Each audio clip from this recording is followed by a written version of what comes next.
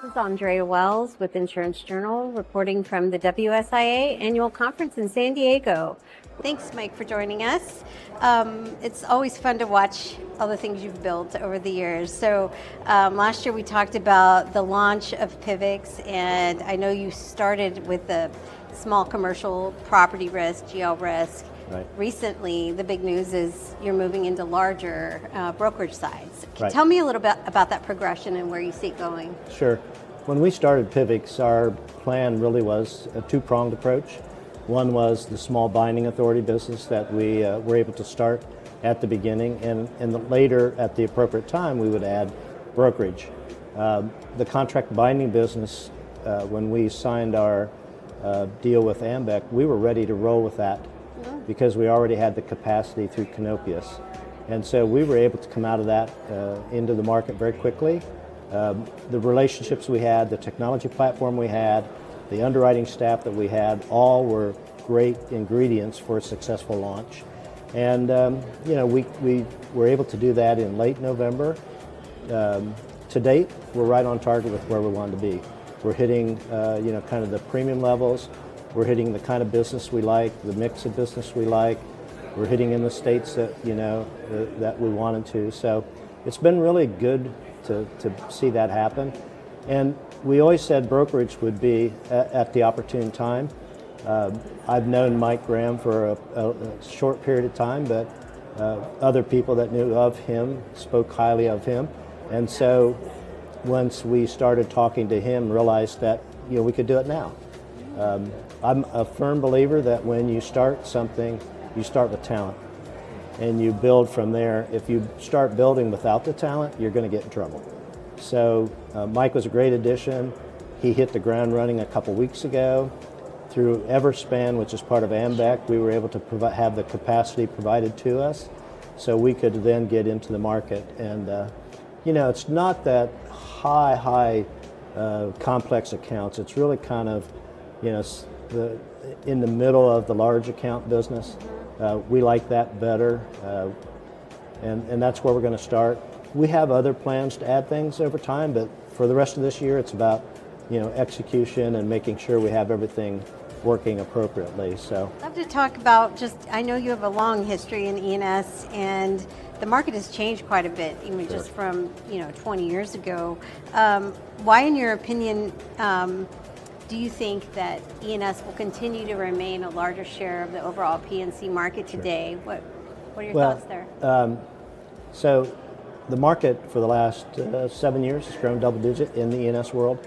I think that's indicative of the fact that there are more and more complex risks. You've got that small mom and pop stuff that's not as complex, but even that stuff has migrated into the E&S marketplace because of the complexity of the risk and the need to be able to respond to the risk.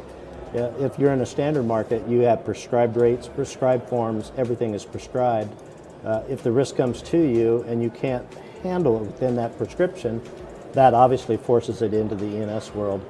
So I think there's more and more of that as things get more complex as a nation, as a country, as an economy, that it'll continue to happen that way.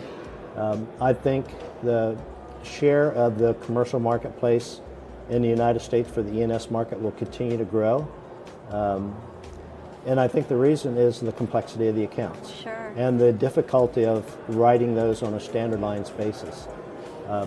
I don't think it's interesting because we have so much more information, so much more data now.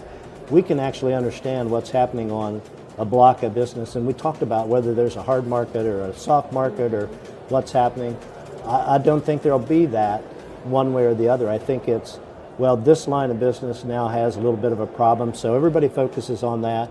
They have data, they have analytics, they have tools, they can respond without disturbing the rest of their book. Sure. So you don't see oh my gosh, now it's a hard market, or now it's a soft market. I think that'll continue. We'll get more and more sophisticated with our data tools, with our ability to understand that data, our ability to predict what's coming out of there. And I think the E&S marketplace has done a really good job of doing that, of making sure that data is an important aspect of their operation. Good. When I was at Scottsdale, data was important, but with legacy systems and all that kind of stuff, it was very difficult to use data and be able to study data. So many tools have happened since then that allow, even if you still have legacy systems, you can still bring data out of there, get it into tools that can help you analyze and understand your book. So I think that's just going to be an ongoing evolution. We have AI coming at us. What's that going to do? What is it going to do to us operationally? And then what is it going to do to us on the risk that we write? I don't think we know yet on the risk side. We're starting to see some things where AI is being utilized to do certain parts of tasks that have historically been done through an operation. So that'll continue to happen.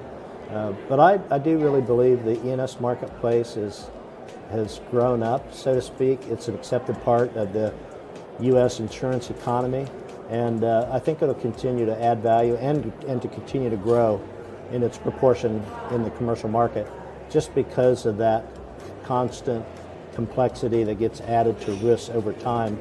Companies get bigger, there are more things that come at you, and you need to be able to respond to it. Talked about talent being the most important thing. As a leader, what does it take to bring new talent? I mean, what does it take to be a good leader? What's been your philosophy? Well, I think to be a good leader, you have to understand people. Well, first off, you have to understand yourself. What am I like? What do I do? How do I act? How do I react? So when you understand yourself, you understand how you're projecting across to other people. But I also believe that, I've always felt like I want other people to be successful. I want them to, enjoy their job. I want them to feel like they're adding value to the company. So no matter what job you're in, it's an important part of the operation we have, because if it wasn't, we wouldn't have the job.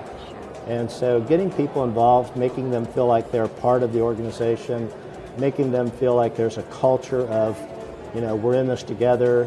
Some people use the corny term of we're a family, but I kind of like that personally, because that's what people buy into. They want to, I want people to come to work. Now it's remote for a lot, but I want them to wake up in the morning saying, oh good, I get to do something that's productive. I also think for me, I've always tried to talk about insurance as the cornerstone of the U.S. economy. Sometimes as insurance people, we kind of feel like, well, we're not valued like we should be within the, what people think of us, and we've not done a real good job of selling what we do. But we want to always, in the companies that I run, we want to always be there when something bad happens for people, and we want to help take care of that. And sometimes that gets a little contentious with the claim process. Sure. But if your attitude is right about let's do what's right, let's help people get back on their feet, let's help them get back to where they were, then I think the image of the insurance industry would improve, and people inside of our company would feel like I can be proud to be part of the insurance world because I'm helping people when they need it the most. Absolutely. Yeah. The Risky Future Summit 2025. Don't miss out.